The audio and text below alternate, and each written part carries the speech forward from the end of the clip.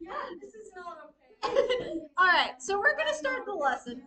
So we're talking about having tension and suspense in your stories versus when to know when to chill and relax. Because if you have too much tension in your stories, your reader's gonna explode. Exactly, you're gonna traumatize them. But if you have too little tension in your books, they're gonna fall asleep. So you have to have this middle ground that is very difficult to achieve half the time. So what does it mean to have a tension versus a relaxing? Well, tension-based scenes can be things like a car chase, or the character just got kidnapped, gasp, or they think that the person who had attacked them before is pretending to be a secretary working for this guy or something like that. And you're like, I have to see them every day. How the heck? Like, what is going on? Or you can have moments of relaxing where it's, for example, in Lord of the Rings, where they take camp or they sit for the night and talk, or they stop at a little like hovel slash tavern or whatever, and they have a nice little meal. Those are your relaxed moments versus your tense moments. So we're going to talk about tension first because building tension is keeping your reader awake. If your reader, I mean, unless you're reading. Yes, to keep them reading and to keep them awake. To keep them to read more than a quarter. Yes, exactly. To keep them from reading a quarter. Yes, don't read any of it. I think that would be literally just describing everything horribly on the first page. But anyway, um, unless you're trying to get them to fall asleep, like one of those, try to get them to fall asleep intentionally children's books, like then I guess do that. But in that case, then great, do that. But the reason I wanted to talk about this is mainly because of the fact that we have the first chapter contest coming up. And so a lot of you guys either may have written a first chapter or are considering writing a first chapter. So we need to talk about when is appropriate to have relaxing scenes and when is appropriate to have tension-based scenes. Talking about tension first. Tension is good for your first chapter. It is actually essential. If you have no tension in your first chapter, your readers go, why do I want to keep reading? The only other way to achieve wanting to keep reading that isn't tension based is when you have a character that they absolutely love a character in chapter one. As a result, tension is going to rely on that because of the fact that even though you can make them love the character in chapter one, it is not as easy. So if you had to pick one, I would say pick the less hard option and have some tension. Typically, you want to at least foreshadow or lead up to the inciting incident by the end of the chapter. If you have not led up to the inciting incident by the end of chapter one or foreshadowed the inciting incident, the reader gets bored, book goes down. Exactly. So you need to make sure in order to keep that tension that you are able to build it up. However, caveat, big fat asterisk. Do not start with the most tense part of your book. You want to, that whole in laid out early rule? Yes, it's important to start into the scene late, but not into the book late. If you start at the climax, you have nowhere to build to. You only have to go down from there, and that's not going to excite your readers. So start into the scene late, but don't necessarily go crazy as far as how late you're going. You're like, and guess what? I have to have 25 pages of info dump in order to explain what just happened here. Or if you do something like that, where you start at the climax and then do 4 months earlier or something like that, then you can do that. And that works so well is because then people go, bro, I want to know how 4 months later they end up like almost dead to a vampire attack. And now they're like sitting in a classroom being boring and normal. How? That can intrigue people. But typically you want to do that kind of thing right off the bat where you're like, hey, here's a really exciting scene 4 months earlier. Exactly. You want to keep them guessing, keep them interested. So that's the only way you can really start at the climax and then come back and have it be okay. Because if you just start there and continue, that's not how stories are built. With building up suspense in the first place, allow your reader's imagination to fill in gaps, but beware of logic leaps. So logic leaps are, for instance, when you do something that a character normally would not do at all, and then you just are like, cool. And you don't explain it at all. Like, exactly. I don't know why, but they just did. They just did. Even though it made no sense. And you're like, okay, but what? Or yes, or you say something like, they ran away from home in order to escape from the frogs. And it's like, but frogs still live here. So why are, what? Why are we here? So it doesn't make sense. When you have a logic leap, you've got to explain it. But filling in imagination can be very intriguing, right? When you're like, oh, they ran away from home for some reason. Interesting. You got to give us a little bit of stuff to work with. If you just say she ran away from home, we're like, and why? But if you're like, she ran away from home and there are bruises on her arms, we're like, abuse, maybe? Like, we're like intrigued. Like, what happened there? We're able to fill in with our own imagination. Us something to fill with. If we don't have anything, it's called idea fuel. Basically, you give the readers a little bit, tiny little bit of ideas, and they're like, ooh, I like these, and they start to fill in the gaps. But if you don't give them any idea fuel and you're just like, be free, they're like, but I don't know what to do. What am I supposed to do here? You gotta give them a little idea fuel.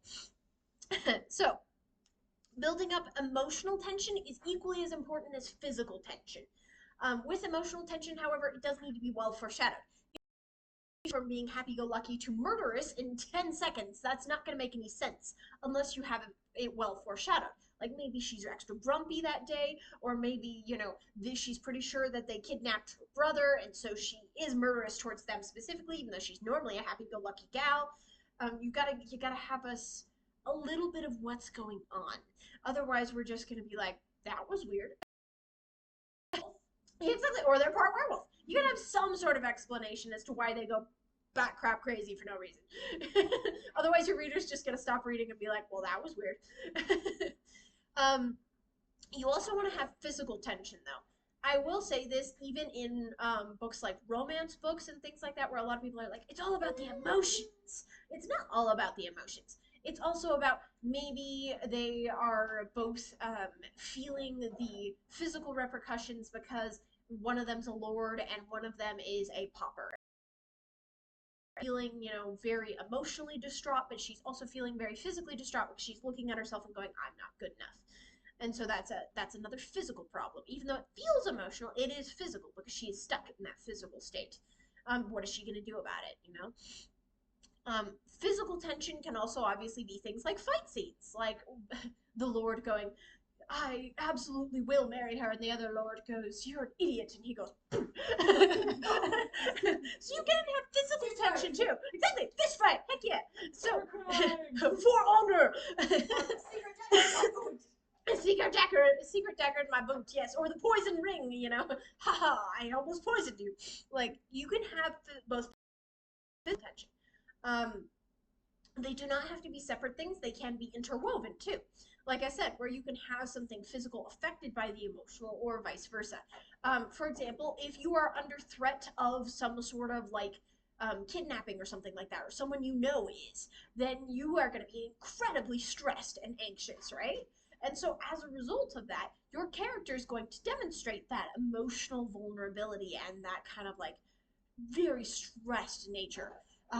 So that builds the emotional tension while also building the physical tension. So, moving forward, look, you can also use foreshadowing to do a great job of building tension behind the scenes. This is going to be even more important for talking about our next section, which is relaxing scenes, because of the fact that you can't always be fighting stuff, right? Like we said at the beginning, if you're always punching people, it loses its value, and you feel like, it's kind of boring now.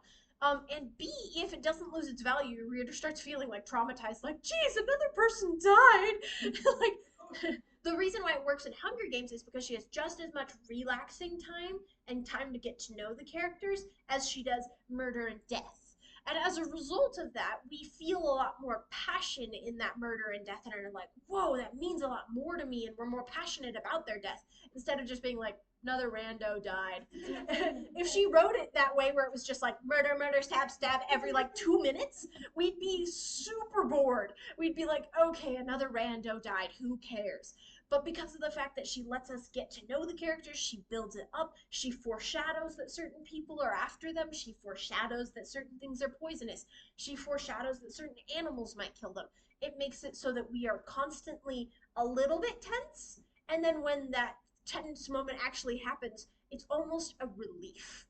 It's like horrible and you feel guilty about it, but at the same time you're like, oh, I'm coming, dang it, you know? And so you can almost breathe a sigh of relief because you're like, oh, well, at least someone else didn't die, even if they are going to later. But you're kind of like, oh, okay, that sucked, but at least it wasn't so and so. So does immediately. Yeah, that can happen. So it's exciting. Um, Moving forward to relaxing scenes, you do need these. I know a lot of people are like, well, if you want your book to be interesting, you gotta have action. True, but if it's all action and no downtime, your reader will get crazy. They will either start to feel that the action is boring because it just keeps happening, or they will start to go crazy because they're like, oh my gosh, I'm so tense. The pressure's insane. And then they'll end up in the hospital. I actually had that with a TV show recently where I was like, the concept of this TV show is amazing, but it is so intense all the time with no downtime, literally stressing me out. I can't keep watching this. And so maybe someone else could, but I just, after like 8 episodes of just straight like, and then someone else dies, and then someone else dies, and then I was like, oh my gosh. I can't handle No more. exactly. I can't handle this. Like, and so you gotta space it out a little bit. Speaking of which, relaxing. You tension forever. So how do you keep the tension going while still not being like so tense that they're gonna snap? You want to keep your readers on the edge of their seat, but not like leaping out of their seat in terror. There's a line. um, First thing you can do is give hope in the dark. Make sure that they're not just like, well, everything sucks, we're done. Like, give up now. Like, part of the reason why the newest Hunger Games book was so intense and so captivating was because even though you know how Haymitch's story ends, you know, because you've read the rest of the series, you know where you're going to end up. However, it's intriguing because the whole time they're giving this spark of hope in the future, in Katniss, in his future stuff, in the building of the rebellion that he is helping nurture during his time in the Hunger Games. That all makes it so that you want to keep reading, even though you know his story does not end well. Because of the fact that it's giving you this hope that maybe there is something more. So, first thing, don't let your readers lose hope. If your readers lose hope, they will put the book down. They will be depressed. And you don't want to make your readers, well, I mean, maybe you want to make your readers depressed if you're writing a tragedy, but that's at the end of the book. Don't do it too soon. I can't read tragedies personally, but if you can, good for you. So, this is the perfect time to have that foreshadowing. Kind of similar to in Lord of the Rings and things like that, where they're doing all this traveling, but they're constantly talking about how the ring is affecting him, how the ring was made, how the ring affects other people, why it's so important that he can't lose the ring, why it's so important that he uses it. All of these different aspects of that add to that tension, that add to that soul stirring, like you want him to make it.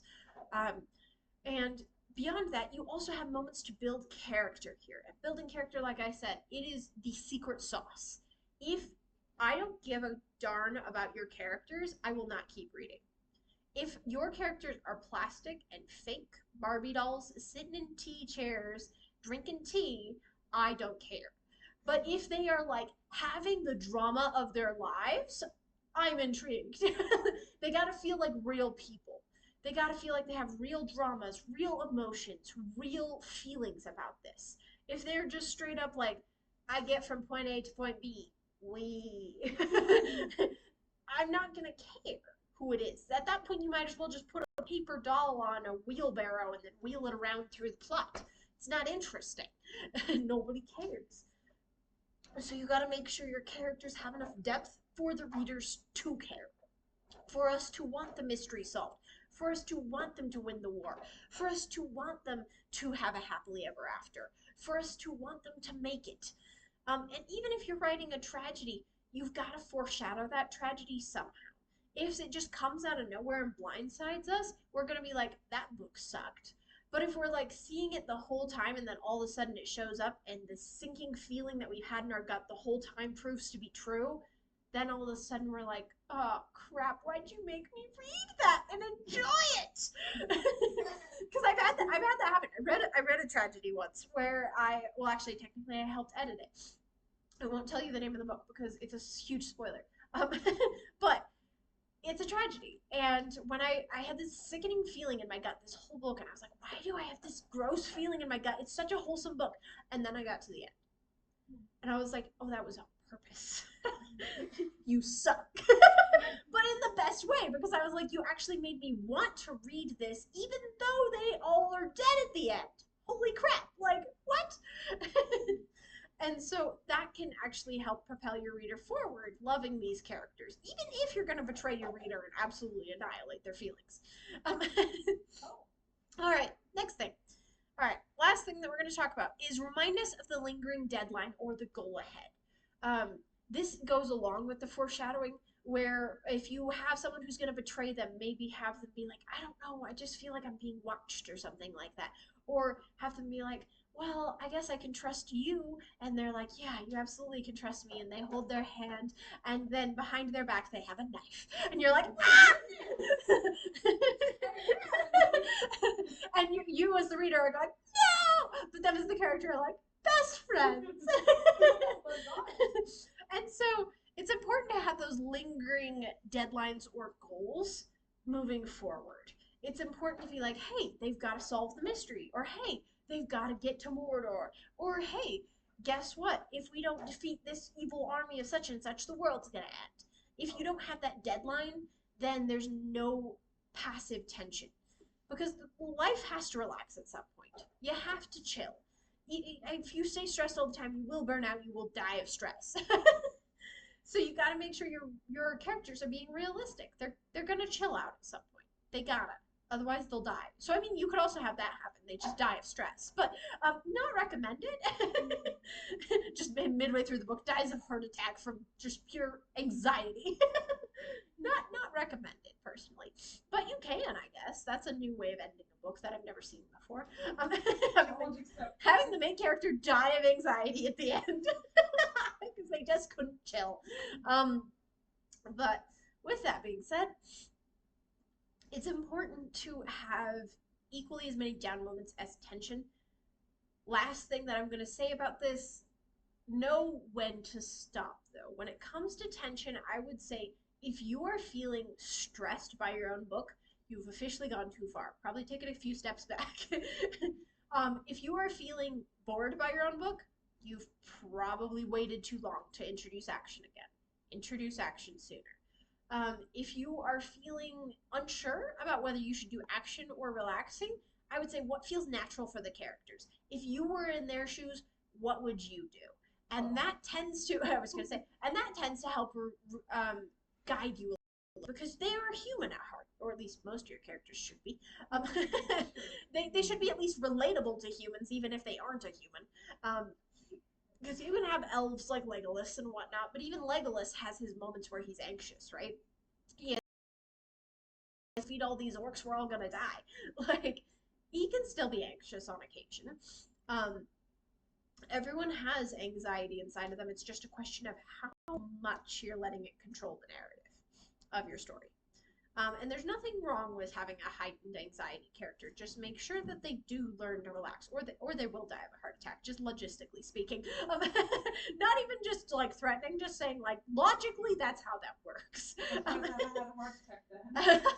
It's more just that if you're literally never relaxing, period, that can be a problem. Like, even if you're relaxing even a little bit, like if your anxiety's always here, that's a problem. But if your anxiety's like here and here and here and here, you'll be okay. You'll be okay if it's fluctuating. But if it's always at max volume, I am concerned for your health. But anyway, doesn't mean it can't be realistic. Just keep in mind they will have health problems as a result of that high anxiety 24/7. Anyway, do we have any questions about relaxing scenes versus like suspense and building suspense and action / punching people in the face and defenestrating people? No questions? Okay, cool. Once again, as I talked about during the lesson, we have the first chapter contest coming up. December 20th is the deadline. So we have gotten to the point where we have about 30-ish days left before the deadline.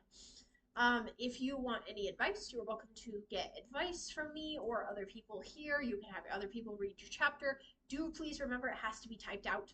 I don't technically have that in the rules. I think I need to add that to the rules, but I do have it in the guidelines. So you will lose points either way if you don't type it out, but please type it out. Um, it really helps. um, and with that, the limit is 3,000 words, so as long as it's less than 3,000 words or exactly 3,000 words, it can be any genre you want. I even have a little category on the sheet this time that says what age are you writing for. So if you're specifically writing for like 8 to 9-year-olds, circle that one. That way we can know, hey, this is not meant to be a super complex, edgy novel. This is supposed to be chill. It's for little kids. Exactly. Complex novel. And so it's like, that way we can also gauge, are you writing well for your audience? Because there are times where people are like, yeah, it's a kid's book, and I'm sitting here going, if my child read this, he would have nightmares. And that's a problem. But it's equally problematic if you're like, this is meant for adults, and be bored reading this, but my 8-year-old might like it. That's also a problem. So it's important to have that, and we have more categories than that. I believe we have 8 to 9, 10 to 12, 13 to 15, and then 18 plus, I believe. So 13 to 70, okay. But anyway, so point being, we have large age gaps, so you can circle any one of those. Yes, question. How do you know what age range you're writing for? Because I'm not sure. Oh, that's an excellent question, actually. Bonus question, yay. So how do you know what age range you're writing for? First of all, whatever you are gearing towards, if you have one you're gearing towards. If you don't have one that you are gearing towards, there's two things that are going to determine that. One, how scary is it? Maturity level is important for scariness. If you have terrifying monsters, people getting murdered, any sort of like intense mental health stuff, you're probably going to want to gear it towards young adult at minimum, potentially adult depending on how far you go into those things. And then for like middle grade, which is like 10 to 12-ish, that'll be less of that stuff, a little more light and fluffy. The stakes are a little less high, or they're less high all the time. And then if you're going for like 8 to 9-year-olds, you're going for like, oh no, the fairy of snow has been kidnapped. Let's go save her. So that you'll know if you hit that, because your book will sound an awful lot like that. Yeah. Yes. So yours is probably more likely middle grade to young adult. Another good indicator is how old are your characters, because of the fact that there are very asterisks. There are some adult novels with child characters. For example, It, the horror story. Yes, actually, all the characters in that are children. But it's so traumatizing that no child should ever read it. So, can you have main characters that are not the same age as your readers? Yes, but it's very much less likely. Most of the time, young adult novels have young adult characters, and adult novels have adult characters, so on and so forth. But you can have exceptions to that rule. Like I said, It being an adult novel. Or then you have other ones where adult characters are being marketed as a middle grade novel. For example, there's one called, I believe, Skullduggery Pleasant, where the whole concept is just so like fluffy that it's a middle grade novel. But technically, the main characters are adults. And so you can have different things like that, but it's less likely and harder to do. Not impossible, but harder to achieve. I would also say be careful, because of the fact that when you are trying to get published traditionally, if you publish traditionally and not independently, you are going to have a few problems with stereotypes. There are some publishers that are like, if it's a young adult novel, it has to have making out and kissing. And it's like, no, you don't. You don't have to have that. But some people stereotype it as such, or different things like that. So you may run across stereotypes that you do not fit into classically for the category. And that's okay. Really what it's about is, would you want a kid this age reading your novel? Or would you be like, nope, that's not acceptable? And then you'll know your age range. I would say for you, based on what I've read, middle grade at youngest. Probably more like young adult. Yeah, I don't want to traumatize young children. I would. traumatize people, but not young children. And you're like, no, not the children. Spare the children. Spare the children. But yes. Spare the children. The adults are able to make their own decisions as to what they want to read. If they read something that traumatizes them, that's their own fault. That's their fault for reading the book. That is their own fault. As a child, it is our duty to try and not traumatize children. So, kids.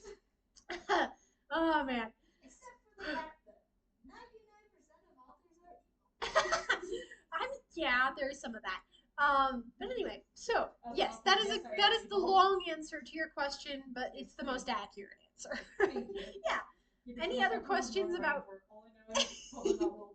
That's okay. Any other questions about like writing in general?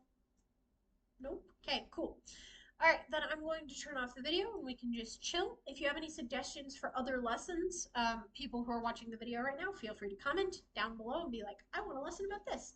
Or people who are here, as soon as I turn the video off, please be like, hey, I want a whole lesson about this topic.